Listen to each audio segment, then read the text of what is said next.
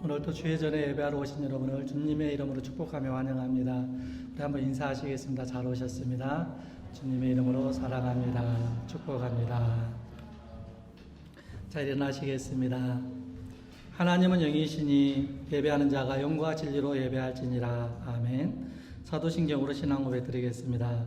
전능하사 천지를 만드신 하나님 아버지를 내가 믿사오며 그 외아들 우리 주 예수 그리스도를 믿사오니 이는 성령으로 잉태하사 동정녀 마리아에게 나시고 본디오 빌라도에게 고난을 받으사 십자가에 못 박혀 죽으시고 장사한 지 2살 만에 죽은 자 가운데서 다시 살아나시며 하늘에 오르사 전능하신 하나님 우편에 앉아 계시다가 주리로서 산 자와 죽은 자를 심판하러 오시리라.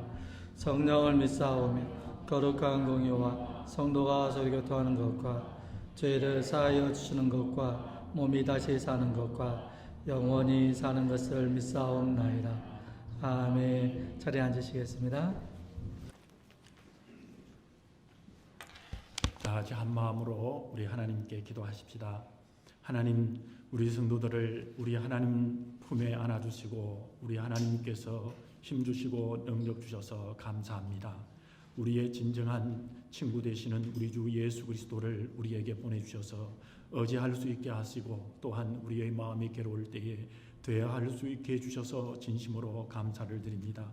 우리가 힘들고 앞이 캄캄하여 어려울 때마다 하늘의 창문을 열어주셔서 하나님을 바라보게 해주시니 진심으로 감사드립니다. 아버지 하나님, 우리에게 귀한 믿음의 가족들을 허락하여 주셔서 얼굴을 보게 하시고 안부를 묻게 하시고 그 가운데 우리가 예수 그리스도 안에서 진정으로 한 가족 한 백성 되게 하여 주신 예수님 안에 주신 이 은혜를 감사드립니다.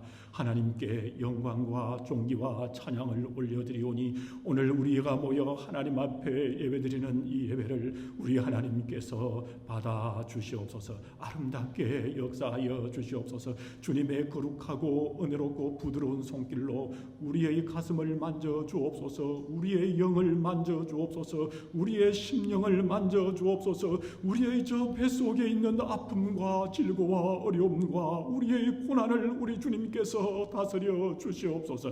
아버지 하나님, 간절히 기도합니다. 하나님 앞에 나오며 감사하며 하나님 앞에 나온 성도들이 있습니다. 삶에 늘 동행하시는 우리 주님께 감사하며 나온 아버지 하나님, 귀한 우리 근사님 함께하여 주옵시며 아버지 하나님, 이 모든 감사가 우리 성도들의 감사가 되게 하여 주옵시고 아들 되는 박지선 우리 귀한 형제, 사랑하는 형제의 팔을 온전히 완전하게 예수 그리스도의 치유의 은혜로 치유하여 주시옵소서. 나사렛 예수 그리스도의 능력의 이름, 근시의 이름, 치유의 이름으로 명하노니 우리 박지선 형제의 오른쪽 팔이 온전히 치유될지어다. 아버지 하나님, 우리 성도들의 아픔들이 있습니다. 고달픔이 있습니다. 우리 성도들의 약한 부분이 있습니다. 육신의 약한 부분이 있습니다. 이 시간에 동일하게 치료하여 주옵소서. 살아계신 하나님을 만나는 귀한 자리가 되게 하여 주시옵소서. 한 주간도 평안케 하심을 감사드리오며 주님의 선하심과 인자하심과 고통과 신음 중인 성도들에게 충만히 임재하기를 기도하며 아버지 하나님, 두목사님 감사함으로 하나님 앞에 감사합니다. 이 감사는 우리 모든 성도들의 감사임을 믿습니다. 주여 치유하시고 만져주시옵소서. 하나님의 은혜로 심령이 가난하여 하나님의 은혜의 왕국, 용서의 왕국, 천국과 영원한 하나님의 말씀의 성도들로 우리 하나님께서 삼아주심을 믿습니다. 우리 성도들이 가는 곳마다 하나님의 영광이 드러나게 하여 주옵소서. 하나님의 근세가 드러나게 하여 주옵소서. 하나님의 놀라우신 능력이 임하게 하여 주시옵소서. 일터 위에 함께 하시며 사업터 위에 함께 하여 주시옵소서. 아버지 하나님이여, 우리가 마음대로 경영한다 할지라도, 또한 우리가 직장에서 우리의 능력으로 대처한다 할지라도 우리의 능력과 힘은 제한되어 있사오니 주님께 내려놓습니다.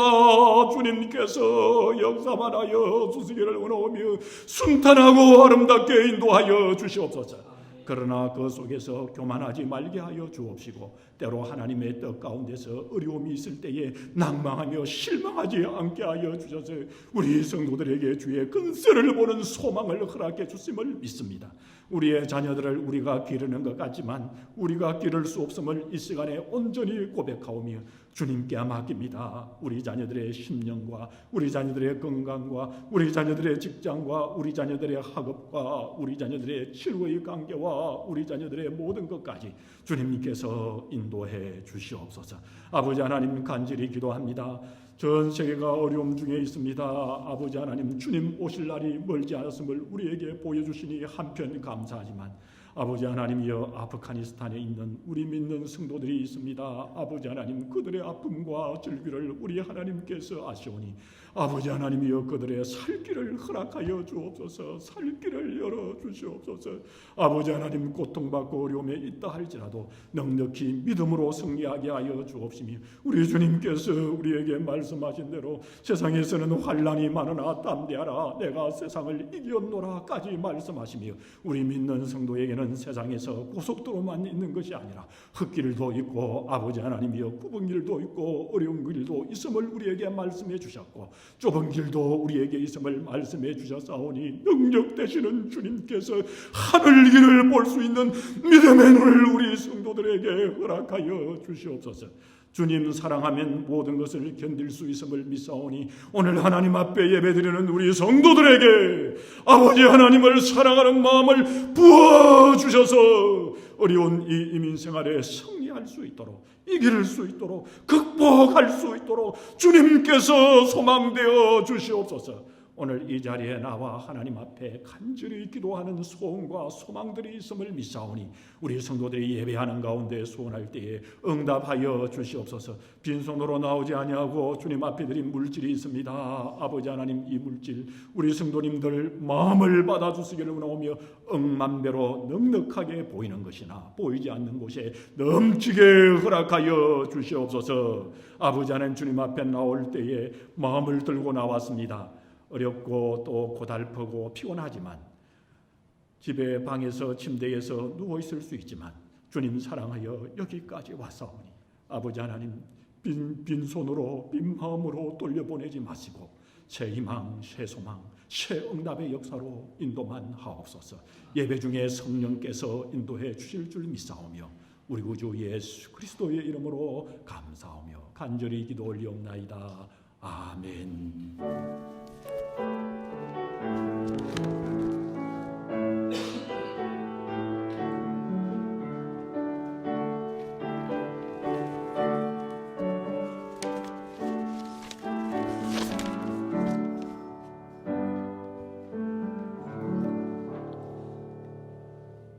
오늘 우리에게 주시는 하나님의 말씀은 마태복음 5장 1절로 12절에 있는 말씀입니다.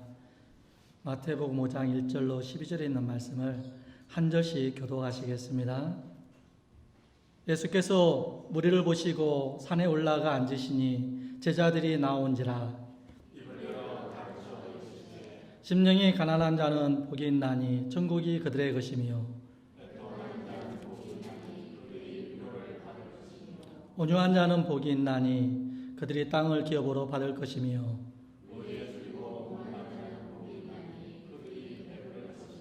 긍휼히 여기는 자는 복이 있나니 그들이 긍휼히 여김을 받을 것이며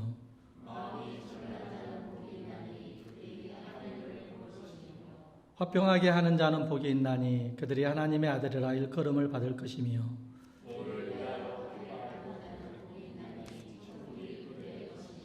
나로 말미암아 너희를 욕하고 박해하고 거짓으로 너희를 거스려 모든 악한 말을 할 때에는 너희에게 복이 있나니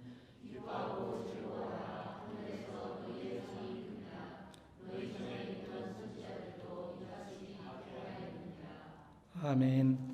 나 같은 죄인 살리신 찬양 드리겠습니다.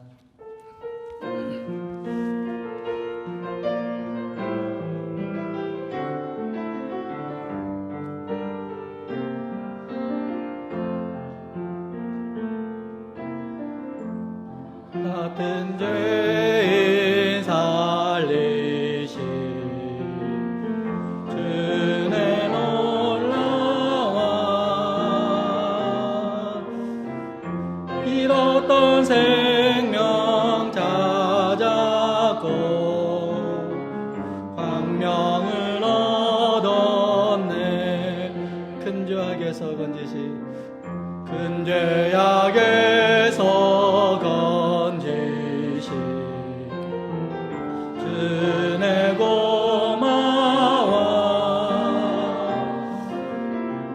나 처음 믿은 그 시간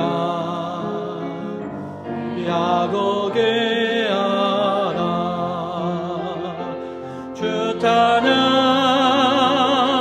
주 찬양 내 마음 나의 주 찬양 주 찬양 내 생명 나의 이제껏 내가 산 것도 주님의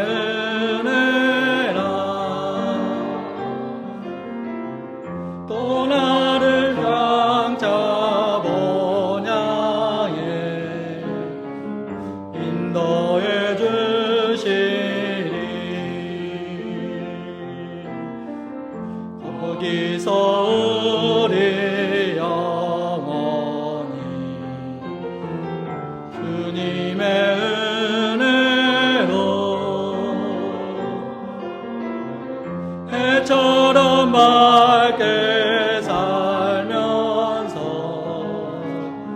주 찬양하리라. 주 찬양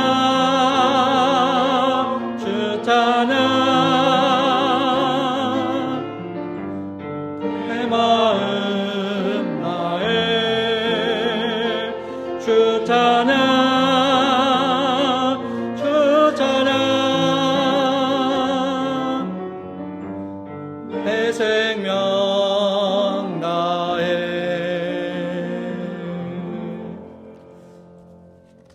목사님께서 하나님 말씀 선포해 주시겠습니다. 할렐루야. 나 같은 죄인 살리신 주님의 은혜 고마워. 오늘 이 자리에서 우리가 하나님 앞에 예배를 올려드립니다. 살아계신 우리 하나님의 놀라운 은혜를 우리가 예배 가운데 만나시는 우리 성도님 되실 줄 믿습니다. 할렐루야. 여러분, 마태복음을 보면 5장에서 7장까지 예수님께서 산 위에서 말씀하셨더라 이렇게 말씀을 하시는데요. 그래서 우리가 산 위, 산상, 그래서 산상 설교라 이렇게 부르기도 하고, 마태복음 5장 7절에 있는 이 말씀이 너무나도 뛰어난 말씀이라, 모든 말씀이 뛰어나지만 너무 마음에 와닿고 또 은혜로운 말씀이라 산상수훈이라고 말씀하고 계시고, 또 이 말씀이 너무나 보배로운 같은 말씀이라 산상 뭐죠? 보배 보자에 가르치는 자 보배다. 그래서 산상보훈이라 그렇게 말씀하시기도 하시는 것입니다. 여러분, 마태복음을 보게 되면 마태복음에 총 5개의 설교가 있는데요. 그 설교 중에 첫 번째 설교가 이 산상 설교로서 복음서를 보게 되면 가장 긴 설교로 이렇게 기록되어 있습니다. 그래서 이 산상 설교에 보게 되면 이 산상 설교에는 팔복이 있고, 오늘 우리가 본문에 이 팔복을 읽지 않았습니까? 심령이 가난 자는 복이 있나니 이렇게 복 이야기하시면서 8가지의 팔복을 말씀하고 계시고, 여러분 그리고 이 산상 보온의 이 말씀에는 또 우리가 잘 아는 주기도문도 있습니다. 그리고 또 황금률도 있고, 대접을 받고자 하는 대로 남에게 대접하라. 또 우리가 잘 아는 오른밤을 치거든 또 왼밤도 돌려대라. 이런 귀한 말씀들이 오늘 이 산상 설교, 산상 보온, 산상 수훈에 기록이 되어 있는 것입니다. 그래서 이 말씀은 우리 그리스도인들뿐만 아니라 비그리스도인들도, 교회 다니지 아니하는 사람들도 산상 보온에 있는 이 말씀을 너무나 좋아합니다. 예를 들면 인도의 독립운동을 이끌었던 마하트마 간디는 나는 그리스도인은 아니지만 이 예수님의 산상 보온의 말씀을 그 무엇보다 나는 사랑한다, 그런 말을 했습니다. 이 산상 설교 중에서 마태복음 5장 17절에서 18절의 말씀을 보게 되면 내가 율법이나 선지자나 폐하러 온 줄로 생각하지 말아라. 폐하려 온 것이 아니라 우리 예수님께서 이 땅에 오실 때에 완전하게 하려 함이라 말씀했습니다. 진실로 너희에게 이르노니 천지가 없어지기 전에는 이 율법의 1.1핵이라도 반드시 없어지지 아니하고 다 이루리라 말씀하셨지요. 우리 예수님은 당시에 그 종교 지도자들이 예수님에 대하여 이야기하기를 너는 어떻게 모세의 율법을 그렇게 폐하려 하느냐, 너는 모세의 율법을 어겼다고 그렇게 주장을 했습니다. 이때 예수님은 나는 율법을 폐하러 온 것이 아니라 이 율법을 완성하러 왔노라 말씀을 하셨습니다. 여기서 여러분 17절에 있는 이 완성하러 왔노라 할 때 이 완성은 헬라어를 여러분 보게 되면요, 플레로라는 단어를 사용하게 됩니다. 이 단어는 원래 가득 채운다라는 뜻입니다. 그 당시 이 서기관과 바리새인 이 유대인들을 보게 되면 율법의 정신을 망각하고 이 율법의 형식적으로만 율법을 지키고 있었습니다. 그래서 우리 예수님께서는 화 있을진저 외식하는 서기관들과 바리새인들이여 너희가 박하와 회양과 근처의 11조는 드리되 율법에 더 중한 바 정의와 긍휼과 믿음은 버렸다라고 지적을 했습니다. 유대인들은 정말 지켜야 될 무거운 말씀, 꼭 지켜야 될 이 말씀은 다 내다버리고 가벼운 것, 채소에 뭐 이런 것, 채소 여러분 얼마나 가볍습니까?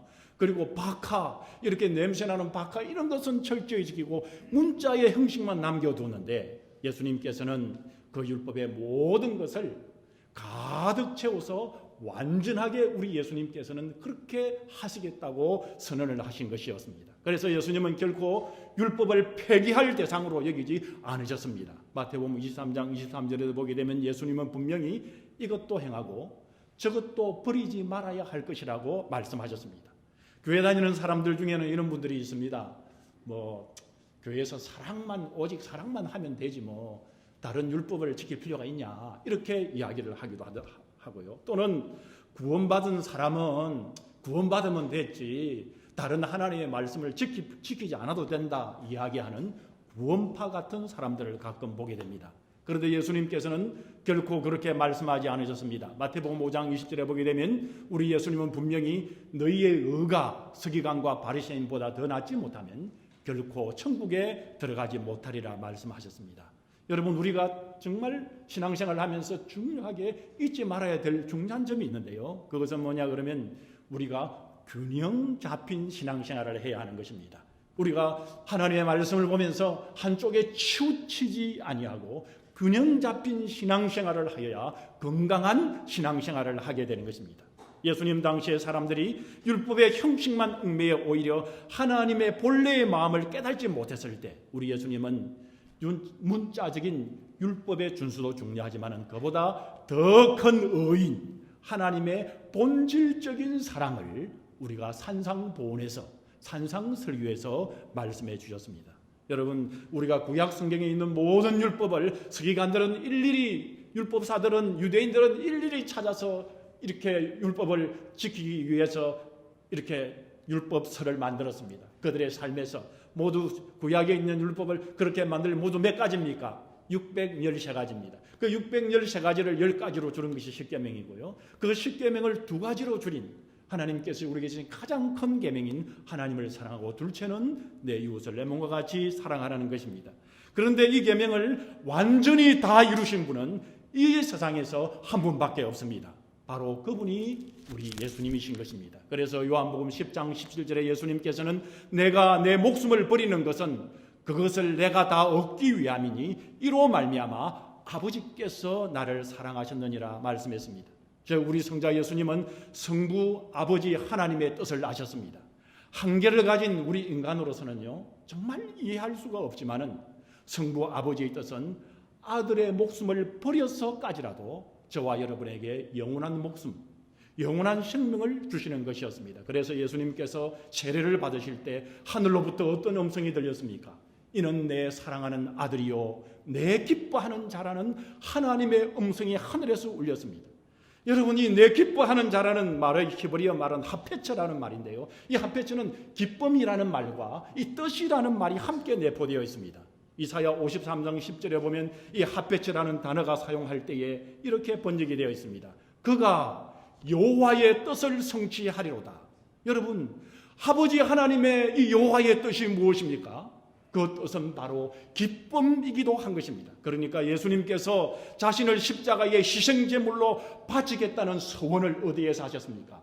요단강가에서 사람들이 보는 앞에서 하나님이시지만 사람이 되셔서 우리 예수님께서 세례를 받으실 때에 바로 그 선포할 때에 하나님의 기쁨의 뜻을 성취하시는 우리 예수님의 모습이었습니다.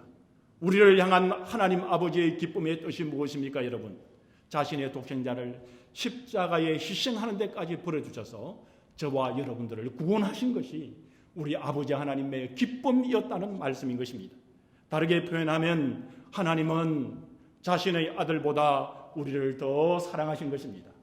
여러분, 우리 인간으로서는 이해가 안 됩니다.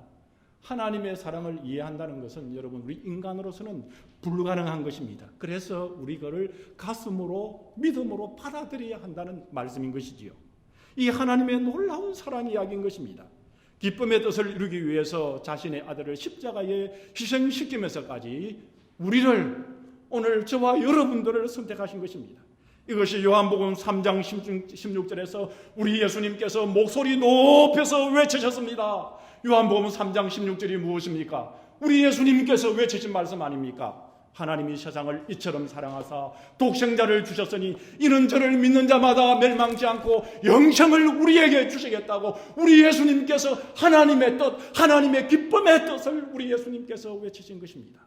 예수님 자기 자신의 마음대로 말씀하신 것이 아니라 하나님께서 가지고 있는 뜻을 오늘 우리들에게, 모든 인간들에게, 모든 사람들에게 외치신 것입니다. 신명기 6장 25절에 보게 되면 우리가 그 명령하신 대로 이 모든 명령을 우리 하나님 여호와 앞에서 삼가 지키면 그것이 곧 우리의 의로움이라 할지니라고 신명기 6장 25절에서 말씀했습니다.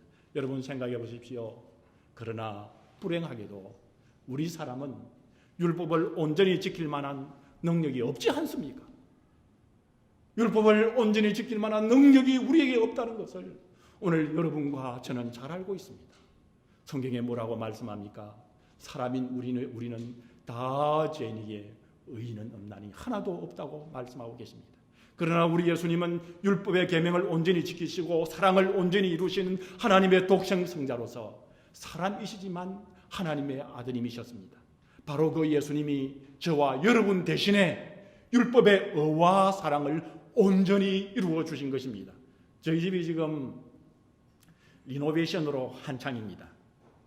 리노베이션 하면서 제가 느낀 것은 저의 능력으로는 도무지 저의 집을 리노베이션을 할 수가 없습니다. 그래서 돕는 분의 손길을 통해서 저의 집을 리노베이션을 하고 있습니다. 저를 대신해서 누군가가 저의 집을 리노베이션을 해주지 않으면 저의 능력으로는 도무지 저의 집을 리노베이션을 못하는 것입니다. 고치지를 못하는 것입니다. 다른 분들의 도움으로서 저는 리노베이션 한 집에, 고친 집에 들어가 살 수 있게 되는 것입니다. 그러니까 우리 사람으로서는 율법과 계명과 사랑을 우리 사람으로서는 온전히 지킬 수 없기에 우리 예수님께서 우리를 대신해서, 나를 대신해서 율법과 계명과 사랑을 온전히 채워주셔서 우리를 의롭게 만들어주신 것입니다. 그리고 그 의로운 자만 가는 천국을 우리 주님이 우리에게 마련해 주신 것입니다. 그러니까 여러분 보십시오. 율법과 계명과 사랑의 핵심이 무엇입니까? 율법과 계명과 사랑의 핵심이 누구입니까? 바로 우리 주 예수님이신 것입니다. 예수님이야말로 우리에게 의가 되시고 구원이 되시는, 즉 우리 예수님이야말로 율법과 동시에 우리의 복음이 되신 것입니다. 예수님이 우리 대신해서 율법과 사랑을 다 이룬 것입니다. 그러니까 우리에게 알파와 오메가, 오늘 여러분과 저에게 처음과 끝이 누구십니까? 바로 우리 예수님이신 것입니다. 감리교의 창시자 웨슬레 목사님이 어느 날 꿈속에서 천국에 올라갔더랬습니다. 그때 천사가 문을 지키고 있었습니다. 그는 천사에게 물었답니다. 천국에 들어온 사람들 중에 감리교인이 몇 명이나 됩니까? 그렇게 물었더니 천사는 명부를 한참 이렇게 뒤적이면서 이렇게 보더니 웨슬레 목사님 미안하지만은 감리교인은 한 명도 없네요. 이 이야기를 듣자 감리교를 이렇게 이제 창시한, 그러니까 자기 이론과 자기 능력으로 창시했다는 게 아니고요. 성경 말씀 속에서 귀한 말씀을 설교하다 보니 웨슬레 목사님을 따르는 이런 사람들이 많아진 것이 감리교죠. 그러니까 자기를 통해서 이런 하나님의 말씀, 귀한 말씀이 들려지고 있던 자기 감리교인이 하나도 없다고 들으니까 얼마나 가슴이 들썩했습니까? 자기가 하나님의 진리를 선포하지 않은 것 아닙니까? 얼마나 마음이 무거웠던지요. 그러면 천사에게 물었답니다. 장로교인은 몇 명이나 됩니까? 물었더니 천사는 다시 명부를 한참 훑어보더니 장로교인도 하나도 없군요. 그렇게 대답하는 것이었습니다. 웨슬레 목사님이 얼마나 실망을 했는지요. 그는 천사를 향해서 간절히 물었답니다. 그러면 도대체 천국에는 누가 온단 말입니까? 그렇게 물었더니 천사는 빙그레 웃으면서 말했답니다. 천국에 온 사람들은 오직 예수님을 구주로 믿는 사람만 천국에 오는 것입니다. 라고 대답했답니다.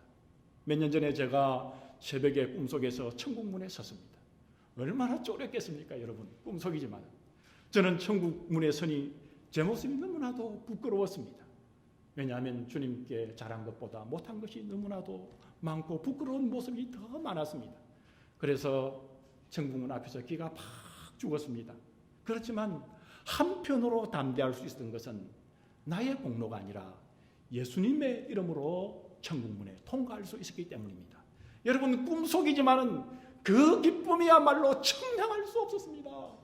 꿈을 깬 때가 새벽이 있는데 그 새벽에 내내 화장실에 가서 울면서 감사하며 감격해서 울었던 기억이 있습니다. 나에게 있어서 예수님은 율법의 완성이 되시고 복음이 되신다는 사실을 꿈속에서라도 확신할 수 있었습니다. 여러분, 예수님이 나의 율법이 되고 복음이 된다는 사실을 알고 체험하게 되면 하나님을 섬기는 것이 얼마나 기쁜지, 하나님의 말씀을 더 지킬 것이 없나 찾게 됩니다. 왜냐하면 진정으로 사랑하는 분을 위해서는 무엇이든지 할 수 있기 때문인 것입니다. 요한일서 5장 3절에 보게 되면 하나님을 사랑하는 것은 이것이니 우리가 그의 계명들을 지키는 것이라고 말씀하고 있습니다. 하나님을 사랑하는 것이란 여러분 무엇일까요? 그냥 우리가 하나님 사랑해요 입으로만 우리가 하는 것일까요? 하나님 감사해요 이렇게 입으로만 하는 것일까요? 하나님을 사랑하는 것이란 무엇일까요? 하나님 사랑해요 이렇게 우리가 입으로만 사랑한다고 하는 것일까요? 여러분, 그것이 아닙니다. 진정으로 하나님을 사랑하기 전에 교회 다닐 때는 아이고 힘들어라, 오늘 이렇게 일주일 동안 열심히 일하다가 좀 더 쉬고 그러고 싶은데 교회 꼭 가야 되나, 이렇게 힘들어했다면 이제 그러면서 교회 계속 다니다가 예수님을 나의 구주로 진정으로 구주로 믿게 되고 그리고 하나님의 사랑을 깨닫고 하나님의 사랑을 조금씩 알아가게 되는 순간에 여러분, 교회 다니게 되면 아버지 하나님이 지켜라고 주신 모든 계명을 여러분 몰라서 못 지키지. 하나님의 사랑을 알고 깨닫게 되면 하나님의 그 말씀을 하나라도 더 지켜드릴 것이 없나 하고 살피면서 교회를 다니게 되는 것입니다. 여러분 그렇지 않나요? 여러분 그렇지 않은가요? 그리고 예배하는 삶을 살게 되는 것입니다. 오늘 본문의 팔복이 산상수훈에서 가장 아름다운 꽃이라고 할 수 있는데요, 이 산상수훈의 핵심인 팔복은 여러분 계속해서 반복되는 것이 있습니다. 그래서 우리가 팔복이라 그러는데요, 그 팔복에는 복이 있나니 계속해서 반복적으로 이어졌습니다. 여기에서 복이란 여러분 과연 무엇일까요? 사람들은 복을 물질이든 명예이든 이 세상에서 많이 가지고 있는 상태라고 여기는 경우가 많은 것 같습니다. 남들보다 더 큰 사업, 남들보다 더 좋은 직장에서 삐까뻔쩍하게 더 좋은 집, 더 비싼 차, 더 좋은 여행을 하면서 사는 삶이 복받은 삶이 아닐까. 세상 사람들이 생각하는, 세상에서 사는 사람들은 그렇게 생각하는 것은 물론이거니와 예수님을 믿는 사람들도 암암리에 이렇게 생각하는 것 같습니다. 그런데 예수님의 말씀은 이런 우리에게 충격을 주면서 시작합니다. 심령이 가난한 자는 복이 있나니 천국이 그들의 것이며, 놀랍게도 첫 번째 복을 시작할 때에 가난이라고 하셨습니다. 누가복음 6장 20절에 같은 말씀이 더 노골적으로 하고 있는데요, 너희 가난한 자는 복이 있나니 하나님의 나라가 너희 것이며, 가난한 사람이 복이 있다고 말씀하십니다. 여러분, 우리 조국 한국 소득 수준이 말입니다. 세계에서 1990년에 이 세계에서 28위였습니다. 소득 수준이. 그런데 1917년에 소득 수준이 세계에서 20위로 8계단 껑충 뛰어올랐습니다. 그리고 기대 수명도 1990년에는 26위였습니다. 세계에서. 그러나 2017년에는 세계에서 사람의 수명 기대 수준도 10위로 껑충 급상승했습니다.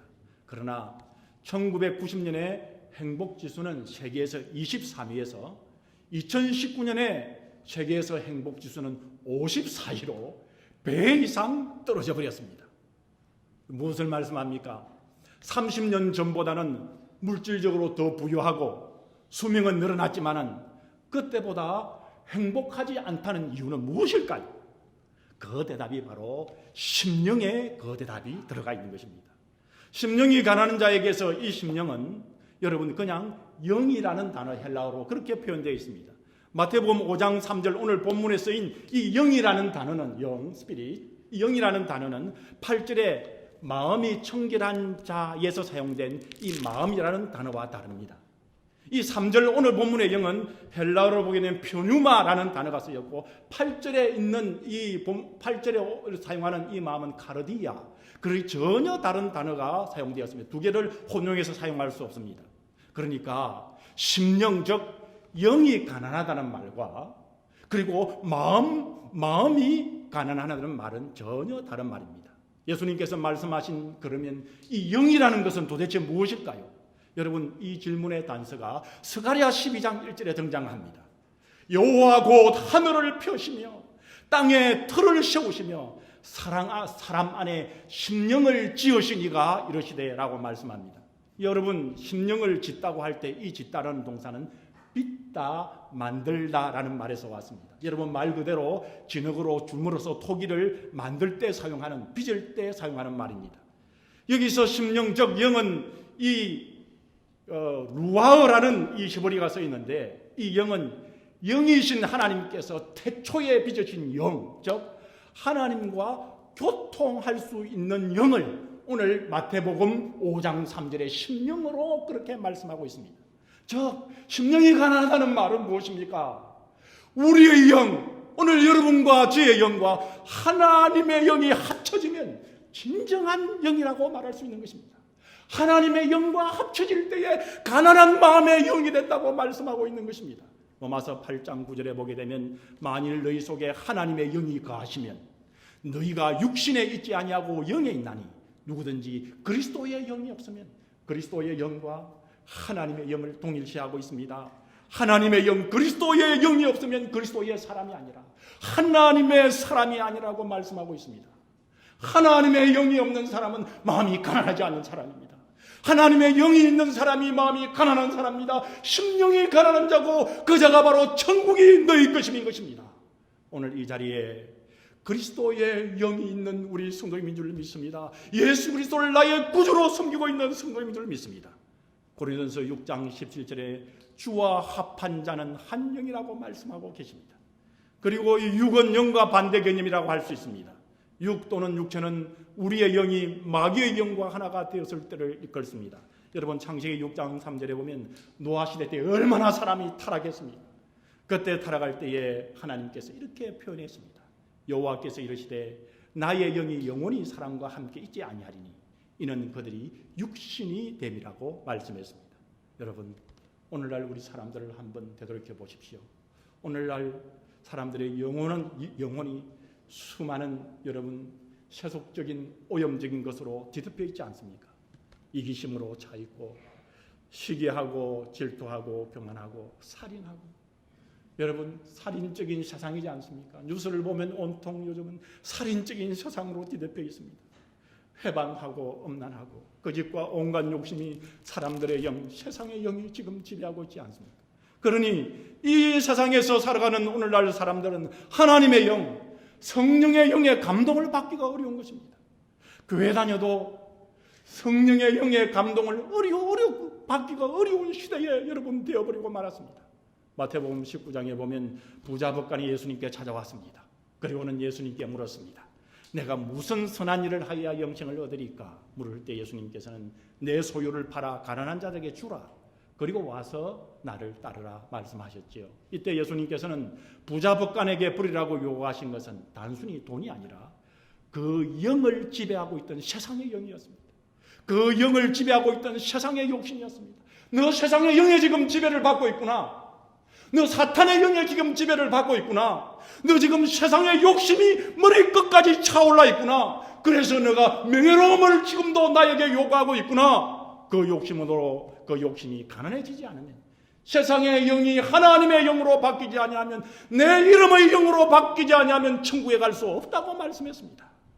우리 모두 영이 가난해지는 축복이 임하기를 바랍니다. 우리의 영이 하나님께서 만드실 때 그 영으로 승화되기를 여러분 축복합니다. 그러면 여러분 심령이 가난하다는 것을 어떻게 할 수 있을까요? 우리가 청진기를 가지고 그렇게 재는 청진기가 있으면 좋겠는데 어떻게 할 수 있는 것일까요? 여러분 누가복음 5장 8절을 보면 심령이 가난한 베드로의 모습에서 심령이 가난할 때의 모습이, 심령이 가난한 자의 모습이 어떤 것인가를 말씀합니다. 시몬 베드로가 이를 보고 예수의 무릎 아래에 엎드려 이르되 주여 나를 떠나소서 나는 죄인으로소이다 하니 말씀합니다. 여러분 세상에서 보면 우리 예수님은 무슨 출신입니까? 카펜터 아닙니까? 목수 출신이지 아닙니까? 이 목수 출신인 예수님께서 밤새도록 한 마리의 고기도 잡지 못한 베드로는 지금 무슨 출신입니까? 베드로는 누굽니까? 어부 중에서도 베테랑 어부였습니다. 그 베테랑 어부인 베드로를 향해서 밤새 한 마리도 고기를 잡지 못한 이 베드로입니다. 여러분 밤에 고기를 잡지 낮에는 고기를 잡을 수 없는 것이 갈릴리의 자연적인 법칙의 상황입니다. 그러니까 해가 떴을 때 베드로는 고기를 한 마리 잡지 못하고 이제 나온 것이죠. 그때 예수님께서 뭐라고 말씀했습니까? 깊은 곳에 가서 그물을 내리라 그렇게 말했습니다. 그 갈릴리 호수의 깊은 곳에는 낮에는 물고기를 한 마리도 잡지 못하는 때였습니다. 그렇지만 그 말씀에 베드로가 순종하니 배가 가라앉을 만큼 어마어마하게 많은 고기를 잡게 되어 그 고기를 싣고 올 수 없어서 그 당시 같이 고기를 잡고 있던 요한의 배까지 불러서 고기를 가득 싣고 왔잖아요. 그때 베드로는 예수님 앞에서 자신의 초라한 모습을 적나라하게 보게 되었습니다. 베드로가 예수님 앞에 서게 되니 정말 자신은 아무것도 아닌 무기력한 존재라는 사실을 예수님 앞에서 마주하게 된 것입니다. 예수님 앞에 선 심령이 가난한 자는 자신이 무기력한 존재의 사실을 깨닫고 지금 이 베드로가 한 말이 있습니다. 여러분 무엇이었습니까? 나를 떠나소서 나는 죄인으로소이다. 그러나 알다시피 예수님 앞에 서 있지 않은 오늘날 현대인들은 자신들의 공고한 것을 모릅니다. 자신의 가련한 것과 가난한 것과 눈먼 것과 참으로 벌거벗은 것을 알지 못하는 상황에 처해 있습니다. 죄로 인해 욕심으로 인해 마음이 부유한 자가 되어버린 육신의 사람들은 결코 하나님의 사랑과 은혜를 경험할 수 없는 것입니다. 평소 부족한 것이 없어 예수님을 필요로 하지 않기 때문에 가난한 심령 속에 임재하시는 그분의 존재를 볼 수도, 심령이 가난한 자에게 임하시는 하나님의 영 예수님의 그 귀한 은혜를 느낄 수도 없게 되는 것입니다. 나는 부자라, 부요하여 부족한 것이 없다고 말하는 요한계시록의 라오디게아 교인들, 이 라오디게아 교인들이 오늘 이 마지막 시대를 살아가고 있는 우리의 모습으로 여러분 성경에는 비추어주고 있습니다. 이런 영적인 교만한 것처럼 오늘 우리의 영적인 현대인들의 상태를 그대로 보여주고 있는 것입니다. 그래서 예수님께서는 산상수훈의 첫무리에서 그런 사람들을 향해서 뭐라고 말씀하고 계십니까? 심령이 가난해져야 된다라고 말씀하는 건 아니겠습니까? 성경에 등장하는 위대한 하나님의 종들을 보십시오. 여러분, 예수님께 가까이, 그 발 앞에 가까이 갈수록 자신의 벌거벗은 모습과 흉악하고 두려운 모습을 더욱더 뚜렷하고 분명하게 보았지 않습니까? 디모데전서 1장 15절에 보면 바울이 주님의 일을 많이 한 후였습니다. 이것을 바울 사도의 말년이다 이렇게 표현하는데요. 이 바울 사도의 말년에 바울 사도는 이렇게 자신을 표현했습니다. 나는 죄인 중에 괴수다 고백을 했습니다.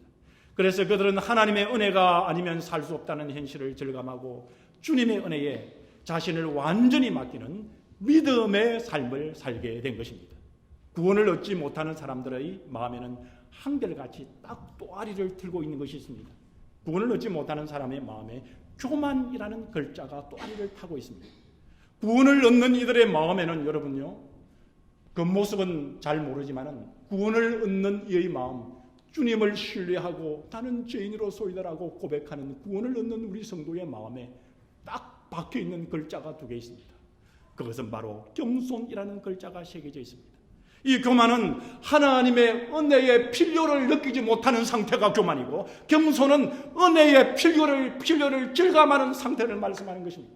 다른 사람 앞에 머리를 이렇게 좀 더 숙이고 인사를 좀 더 잘하는 것도 겸손의 표현 중에 하나라고 할 수는 있겠지만, 사람의 눈에 볼 때는 진정한 교만과 진정한 겸손은 바로 오늘 하나님의 은혜의 필요를 느끼는 상태, 하나님의 필요를 지감하는 상태를 겸손이라고 합니다. 성경에 보면 예수님께서는 언제나 용서하시고자 하는 자들을 먼저 해결시켰습니다. 그래서 하나님의 영으로 감동받는 사람들은 자신에게 선한 부분이 전혀 없다는 것을 사람들은 깨닫게 되는 것입니다. 여러분, 나에게 선한 것이 있다고 여러분 생각하십니까? 우리가 주님의 은혜를 깨달은 분들은 나에게 선한 것이 없구나.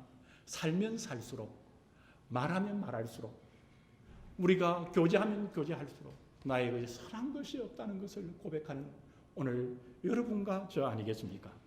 누가복음 18장 13절에 보면 세리처럼 하늘을 향해 얼굴을 들지 못하고 하나님이여 불쌍히 여기옵소서 나는 죄인으로소이다라고 울부짖을 수밖에 없었던 것입니다. 여러분, 그런 자들에게, 그런 우리에게 너희 죄가 주홍 같을지라도 눈과 같이 희어질 것이요 진홍같이 붉을지라도 양털같이 되리라는 약속을 붙잡는 오늘 우리 성도들인 것입니다. 예수님께서 심령이 가난한 자는 복이 있나니 천국이 저희 것이라고 말씀할 때에 그 천국은 우리 주 예수님의 은혜로만 가는 왕국을 가리키는 것입니다. 나의 능력과 나의 힘과 나의 공덕으로 가는 그런 천국이 아니라, 그런 왕국이 아니라 오직 우리 주 예수님의 은혜, 우리 주 예수님의 용서로만 가는 천국인 것입니다. 천국이 저희 것임이요 라는 이 팔복에서의 말씀이 오늘 첫 번째 심령이 가난한 자는 이라는 그때에도 말씀하고 계시고, 그리고 여덟 번째의 복에 있는 이 천국이 저희 것임이요 라고 여덟 번째도 이렇게 처음과 여덟 번째의 이 기둥을 천국이 저희 것임이요 라고 세우셨습니다. 마태복음 11장 28절에 주님께서는 세상에 지쳐있는 영혼들에게 위대한 초청을 하시지 않았습니까? 수고하고 무거운 짐진 자들아 다 내게로 오라 내가 너희를 쉬게 하리라. 여러분, 그 쉬게 하는 그 쉼은 은혜의 왕국에서 이루어지는 은혜의 킹덤에서 이루어지는 용서의 왕국에서 쉬는 힘인 것입니다.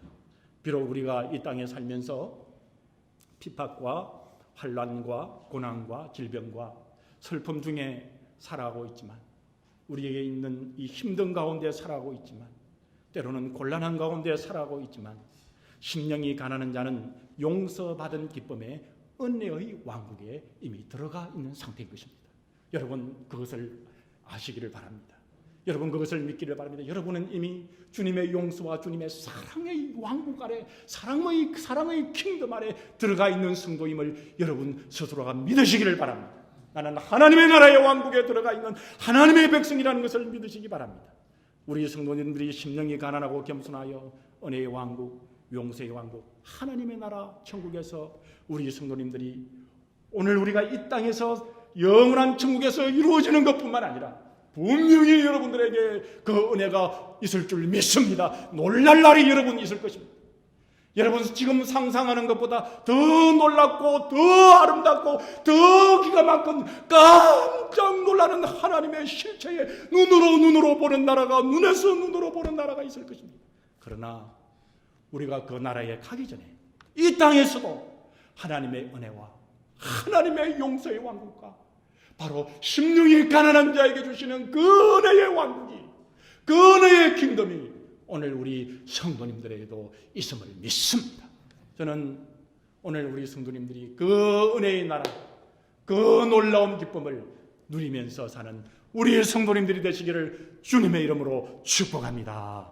다 같이 기도하겠습니다. 하나님, 우리가 육신으로 살기에 우리가 많이 지쳐있고 때로는 힘들어하고 또 때로는 염려스러운 것도 많고 또 때로는 우리 뜻대로 되지 않을 때도 있고, 아버지 하나님, 그럴 때마다 우리가 새롭게 우리의 마음속에 하나님의 나라가 있음을 알고 그 은혜의 예수 그리스도를 통해 그 은혜의 왕국에, 은혜의 나라에 우리가 함께 들어가는 그 귀한 길들을 우리의 영적인 눈을 열어주셔서 하나님의 영으로, 예수 그리스도의 영으로, 성령으로 우리가 쓰게 된 그 은혜로 볼 수 있는 놀라운 믿음의 은혜를 우리 성도들에게 부어주시옵소서.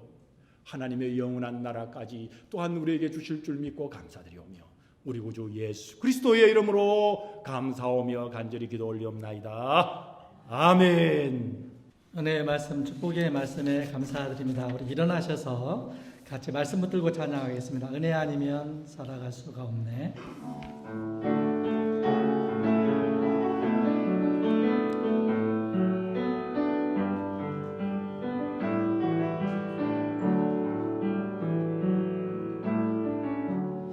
은혜 아니면 살아갈 수가 없네. 호흡마저도 다 주의 것이니 세상 평안과 위로 내게 없어도 오직 예수뿐이네. 은혜 아니면 살아갈 수가 없네. 은혜 아니면 살아갈 수가 없네. 호흡마저도 다 주의 것이니 세상 평안과 위로 내게 없어도 예수뿐이네. 크신 계획 가볼 수도 없고 크신 계획 가볼 수도 없고 작은 고난에 지쳐도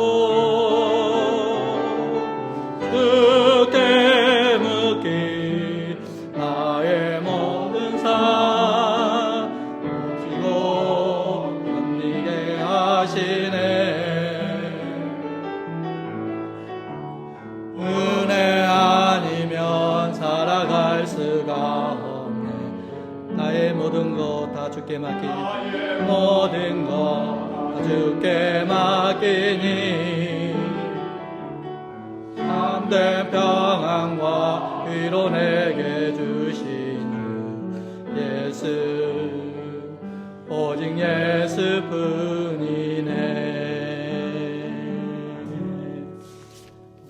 축도해 주시겠습니다.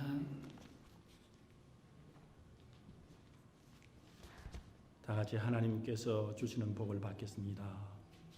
이제는 우리 주 예수 그리스도의 크신 은혜와 우리 아버지 하나님의 독생성자를 주시기까지 우리를 사랑하신 우리 아버지 하나님의 사랑하심과 성령의 역사 교통 인도하심이 하나님의 영으로 예수 그리스도의 영으로 충만하여 마음이 가난한 우리 말씀의 성도들과 주님을 섬기는 모든 백성들과 우리의 자녀들 머리 위에 이제로부터 영원까지 함께 계실지어다. 아멘.